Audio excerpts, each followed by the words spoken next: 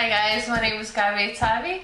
I'm an illustrator and welcome back to my vlog. Today is a very honest vlog, but I'm just feeling super pissed off. Remember I told you about the screen recording thing? That I'm gonna record a time lapse of my song illustration process on Photoshop, and it just went terribly wrong. I downloaded a software that was OBS, that's an open source one. I just kept crashing halfway through with for no reason, giving me half of the videos. So I don't have the time lapse, but then I thought I would just go through Photoshop files with you and just record the screen of open Photoshop and different stages, because I have different versions saved, and just show you how it progressed. But even that is it's not working. I downloaded a different software, Cam Studio, and it just does the craziest things in the world. I start recording, the program itself kind of switches off and begins to flash crazy colors on my screen. I don't know if that's a bug or oh, that's just a software problem. I guess the most likely thing is that my Windows are just really bad. It lacks space on my scratch discs, and it's slowing them down and they keep crashing, and also I need to open multiple files in my Photoshop which are big in size, so that just doesn't help it at all. So it's been a pain in the neck, and I'm fairly literate with technology. I do Photoshop and stick videos together and all that, and I grew up in a family where pretty much everyone except for mom is literate with technology and can do stuff. But this is just so annoying. If anything is pissing me off, it's when my computer is not doing what I want. I've been recording this video, I guess it's the third time now, and I've been recording my screen for maybe 7 or 8 times now, trying to just film the damn Photoshop. Not even in time lapse, which is 11-minute video of me explaining what I've done. And even that didn't work. So I guess I just need my Windows reinstalled fresh. But the thing is that my external drive has died, but it's not a big thing. You can resurrect it. So I don't have anywhere to back it up before reinstalling Windows fresh. I'm just stuck in this situation where I can't do much. I'm just gonna put different images in this video to your left, show you the process, because this is just making me hysterical. But the good thing is, mail! This is the business who are making sketchbooks. I actually have one of them, their sketchbook just here, and they contacted me through Instagram and said that they really liked my work, and I tagged them because they had this little leaflet saying that oh, tag them so they can check what you're doing with the sketchbooks. So they said oh, I really like your work, and just say thank you, we're gonna send you some stuff. And it's just really cool. This is my first ever official mail from a business in terms of illustration and my work. So when you begin receiving mail from businesses, you're one step closer to being Casey Neistat. I'm just super excited to open this and see what's inside. It helps me relieve my stress if I just have a bubble wrap. Just let me do it for a while. Anyway.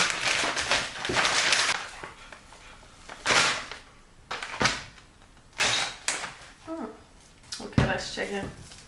It's just really cool that it's just here for free. Not it has a stretchy bit here that you can fix it with. 90 grams, made in EU. Oh, so that's another sketchbook. Cool.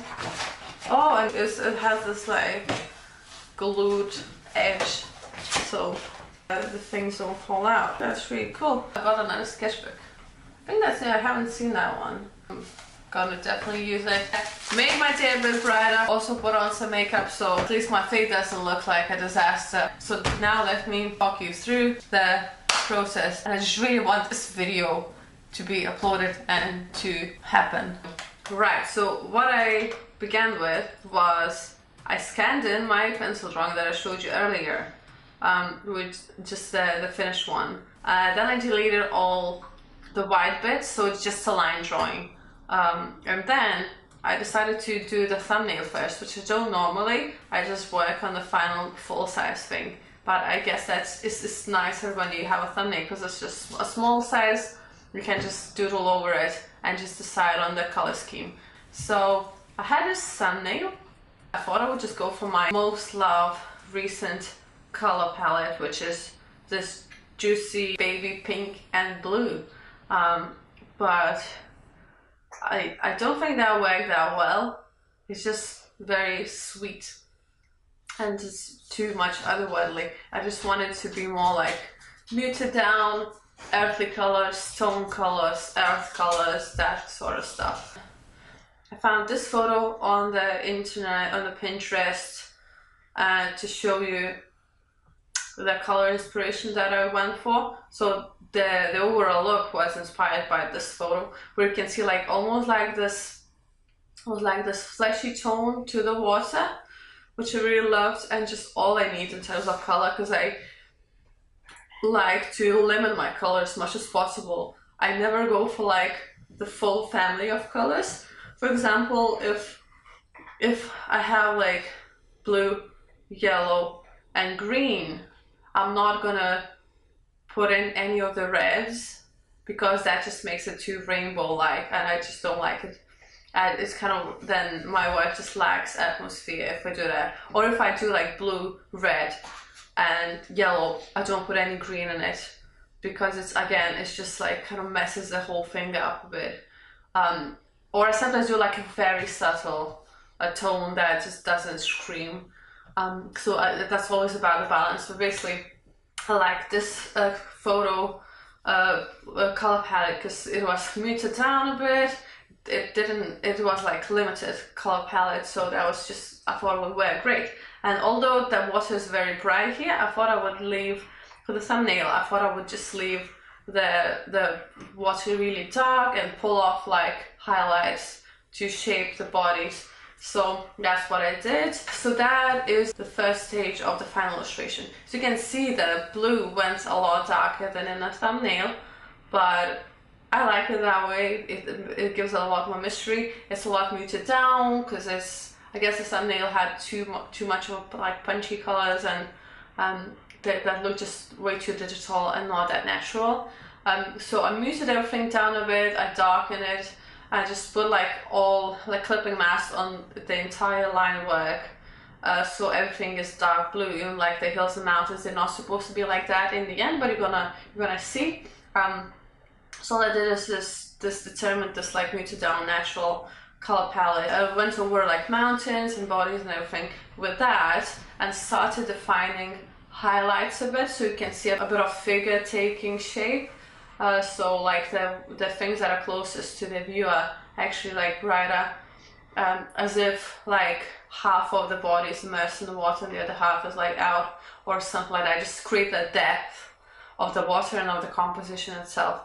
And so the white bits are kind of like reflections of water that I will enhance later on. But basically, so that is the first attempt. And then is the second one. As you can see, that one is quite a big change from the first one.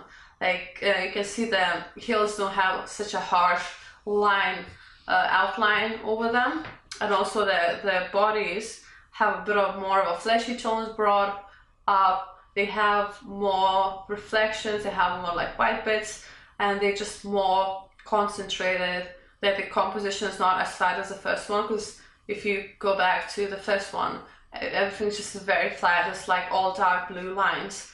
Whereas this one has a bit more depth. It almost gives it like an ellipse composition, because the thing in the center, like the bodies in the river, are like the most important, like the most kind of protruding, and then things further away, they kind of just go around like ellipse.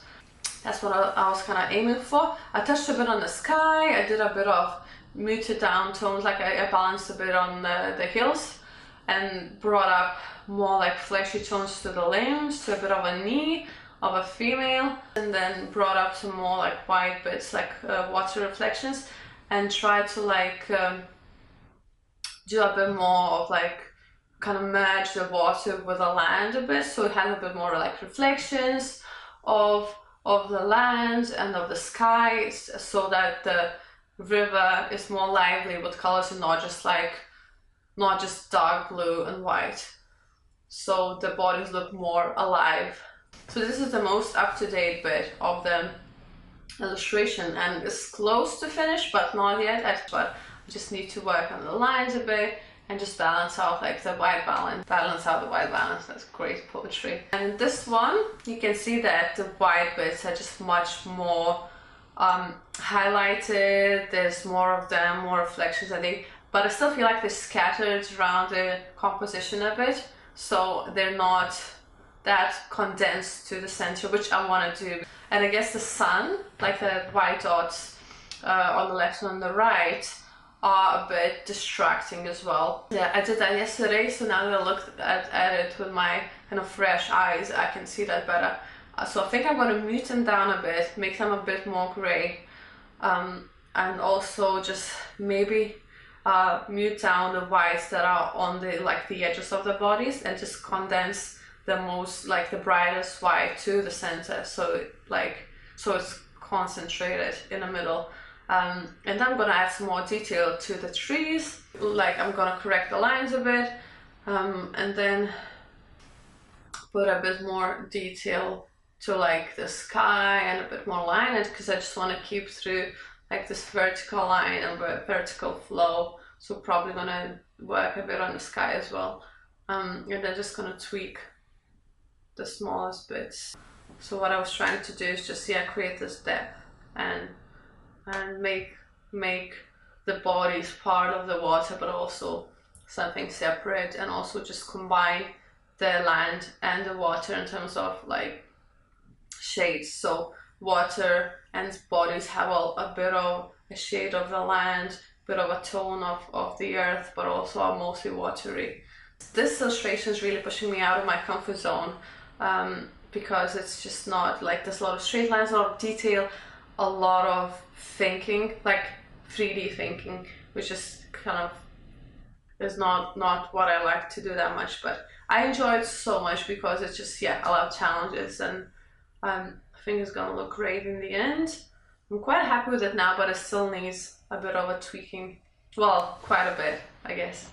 But I'm gonna show you exactly how it looks when it's finished. I'm gonna put it on Etsy. I'm gonna have it on Instagram, and everyone gonna submit it to like blogs and stuff. And hopefully gonna be proud of it. Yeah, well, that's me. Thanks for watching, guys. Thanks for being patient with me. I thought I would post it like on Sunday or something, but it just went so bad that I couldn't get a grip on like what's going on with my operational system and my software, which is a lesson to learn. I should have just done that earlier on and make sure it works before even announcing that I'm gonna do a time lapse.